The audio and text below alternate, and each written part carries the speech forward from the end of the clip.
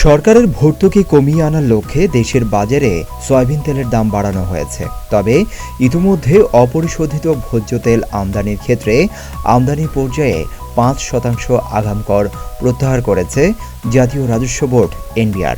মঙ্গলবার এক বিশেষ আদেশে আগাম কর অব্যাহতি দেওয়া হয়। বুধবার এনবিআরের প্রথম সচিব মূসক নীতির মোহাম্মদ মশিউর রহমান স্বাক্ষরিত আদেশে এই তথ্য জানানো হয়। আদেশে বলা হয়, অপরিশোধিত সয়াবিন তেল ও অপরিশোধিত পাম তেল আমদানির ক্ষেত্রে এটি প্রযোজ্য হবে।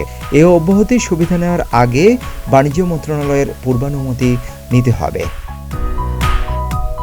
এতে আরও বলা হয়, আমদানি নীতি আদেশ 2021-2024 অনুযায়ী পণ্য আমদানির জন্য প্রযোজ্য সব শর্তাদি পরিপালন করতে হবে।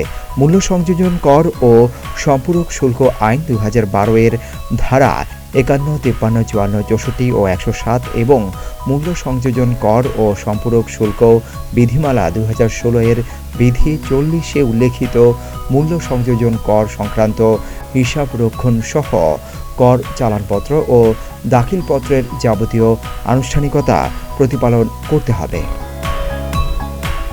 এই আদেশ অবিলম্বে কার্যকর হবে বলে উল্লেখ করা হয়।